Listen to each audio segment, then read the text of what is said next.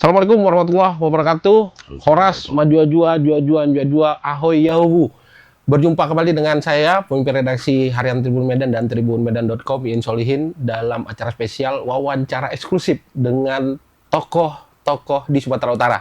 Hari ini Tribun Medan sangat berbahagia dikunjungi secara langsung oleh orang nomor 1 di Kejaksaan Tinggi Sumatera Utara. Beliau adalah Kepala Kejaksaan Tinggi Sumatera Utara, Bapak Arli Siregar. Pak, bagaimana kabar hari ini, Pak? Baik, Bung Iin. Terima kasih untuk semua Tribuners dimanapun Anda berada. Tribuners, beberapa menit ke depan saya akan wawancara dengan Pak Arli terkait program kerja apa yang akan dibuat Pak Arli ini untuk jajaran kejaksaan di Sumatera Utara. Pak Arli ini udah bulan kedua ya, Pak? Iya. Bulan kedua di Sumatera Utara. Ya. Sebenarnya beliau ini pejabat baru tapi stok lama, ya Pak ya. Pak Arli sebenarnya sudah pernah bertugas di Sumut ya Pak? Wah, sejak CPNS kan? CPNS sampai Kajari Toba, Kajari Deli Serdang. Kajari Toba, Kajari Deli Serdang. Mungkin ada 13 tahun lah, dari hampir 30 tahun saya mengabdi, 13 tahunan itu ada di Sumatera Utara. Dan Pak Arli ini orang paling top di kejaksaan. Karena kemarin Bapak di Kapus Penkum ya Pak ya. Jadi kalau Tribuners melihat setiap ada press release atau kasus-kasus gede yang ditangani oleh jajaran Kejaksaan Agung, tuh Pak Arli yang pasti hadir tuh. Iya. Jadi teman-teman media udah sebut Pak Arli ini sahabatnya wartawan sebenarnya. Wartawannya wartawan. Pak Arli 2 bulan di Medan tentu dengan pengalaman Bapak di hampir 15 tahun ya Pak tadi ya. 15 tahun pernah bertugas di Sumatera Utara. Pak tentu Bapak udah tahu lah ya. Bagaimana kemudian penegakan hukum di Sumatera Utara khususnya yang kemudian ditangani oleh Kejaksaan Tinggi dan jajaran di Kejaksaan Negeri.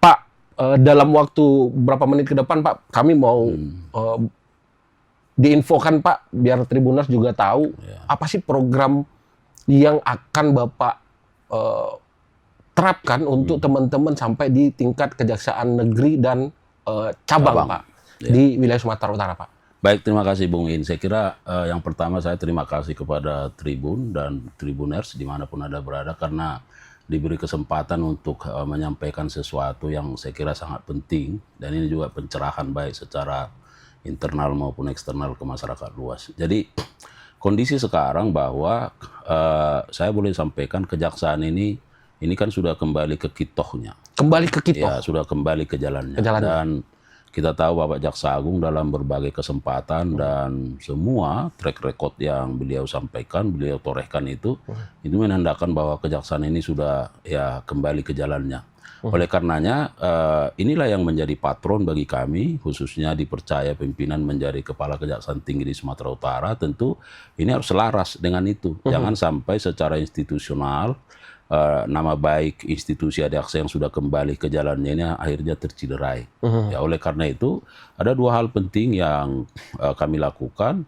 Yang pertama tentu secara internal, saya sampaikan ketika saya masuk ke Sumatera Utara, saya kumpulkan jajaran bahwa yang pertama saya sampaikan jangan pernah bermain proyek. Jangan pernah bermain proyek? Ya, jangan cawe-cawe di situ. Nah, yang kedua, tolong jaga desa.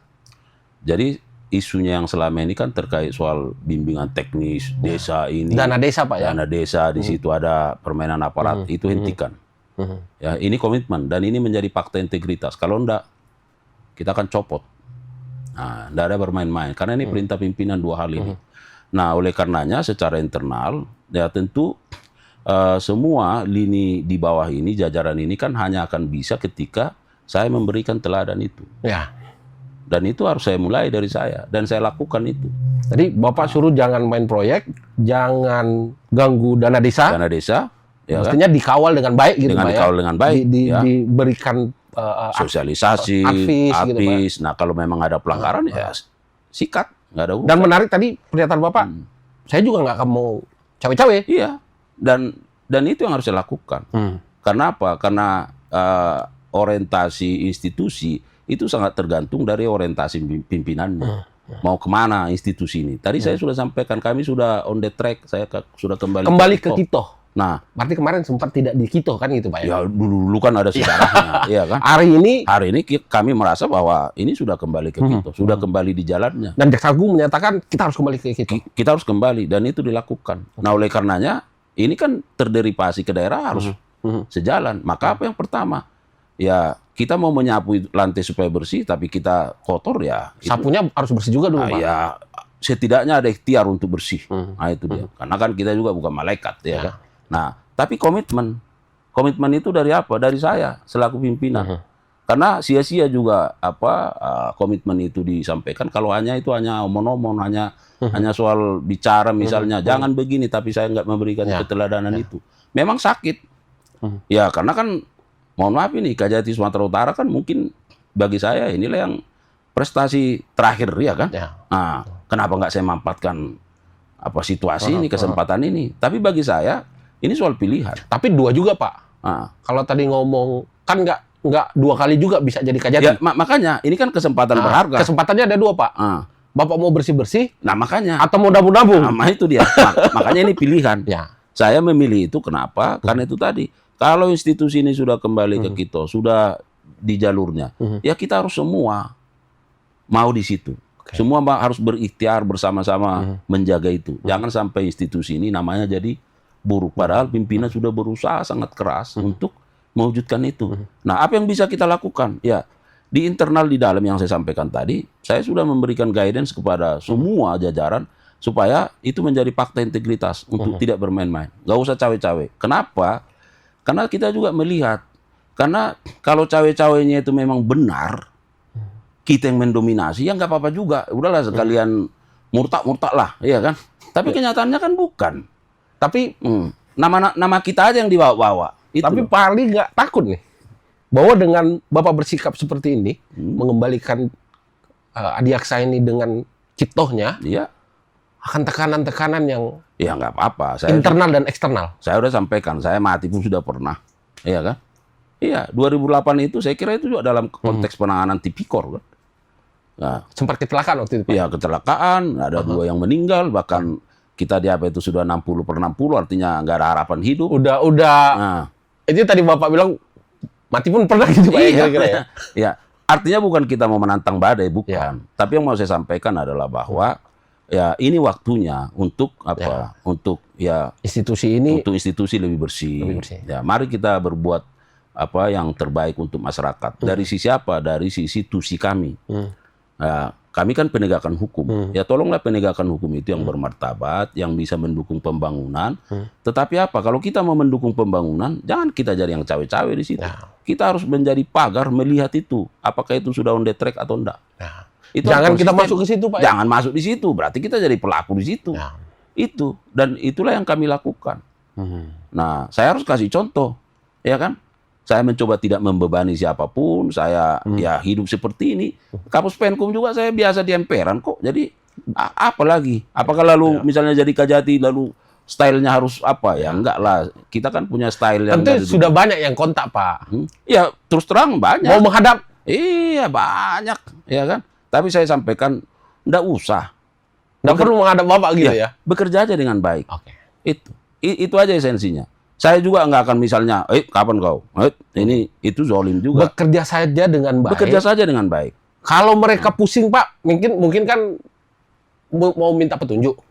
Iya, kan ada di daerah misalnya. Ada kesetaraannya, karena ada kajarinya. Iya Pak ya. Iya, sampaikan aja bagaimana ini. Bukan berarti juga kajari lalu tidak memberikan katakan pengawalan, pendampingan, advis hukum. Tapi kalau misalnya dengan saya mau apa? Iya kan? Ya kalau soal salaman ya kita doa aja pun dari hati ke hati udah cukupnya. Ya kan? Tapi kalau saya melihat itu cara Bapak menjaga ya, supaya Bapak nggak ikut cawe-cawe. Gitu. Ya saya kira hal-hal yang sederhana itu harus saya lakukan. Harus saya lakukan. Kenapa? Ya kalau itu nggak dilakukan, ini juga bisa menjadi bola liar. Nah, ini yang dimanfaatkan orang. Nah itu. Karena apa? Karena ya kejaksaan ini sangat strategis. Strategis bisa dimanfaatkan untuk hal yang baik. Bisa untuk hal yang buruk. Nah, kalau bisa kita dengan hal yang baik saja. Ya kan? Nah, itu secara internal. Nah, secara eksternal, ya saya tertarik juga apa yang disampaikan oleh Gubernur ya. Pada suatu waktu, saya mengikutinya ketika saya Kapus Penkum, bahwa ada 3 bentuk loyalitas 3 bentuk loyalitas. Loyalitas kepada masyarakat, loyalitas kepada keluarga, dan loyalitas kepada pimpinan. Artinya kan loyalitas kepada pejabat itu yang terakhir. Yang utama itu berarti jadi pelayan publik. Pelayan publik. Itu. Nah, saya coba lihat tagline saya di Puspenkum, di Kejati, pasti ada pelayan publik gitu dia. Nah, lalu wah ini cocok ini. Ya kan? Maka saya sampaikan pesannya apa? Kalau ini mau jadi pelayan publik, ya saya nggak boleh cawe-cawe. Ya kan?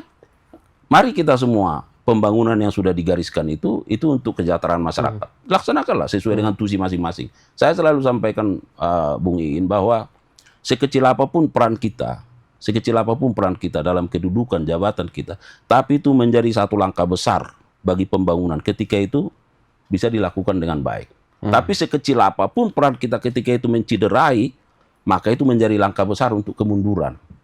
Nah, inilah saya kira yang... Dan biasanya yang baik akan hilang ketika yang jelek dilakukan. Betul. Jadi seberapa hebat pun prestasi terbaik ketika ada satu titik noda yang menciderai, nah ini bisa merusak susu sebelanga. Itu. Dan inilah yang terus kita gelorakan secara internal supaya apa? Supaya jajaran di kami secara internal ini pun betul-betul mari kita ikutlah, kembalilah ke kitoh itu tadi yang sudah digariskan pimpinan. Nah, Pak, terakhir tentu Bapak punya pesan buat teman-teman di jajaran Adiaksa. Dengan tadi kejaksaan harus kembali ke kitoh, tentu ada reward dan punishment. Dengan kebijakan yang Bapak ambil.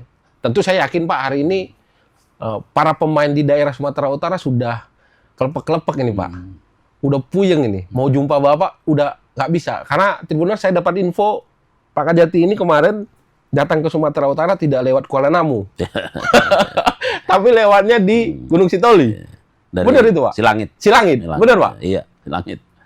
Iya. Nah kenapa? Karena Bapak nggak mau dijemput VIP gitu? Ya kan biasanya kan kalau Prokopimda itu ini dibuat gendang, dibuat ini, ya disarungi, di apa ya kan?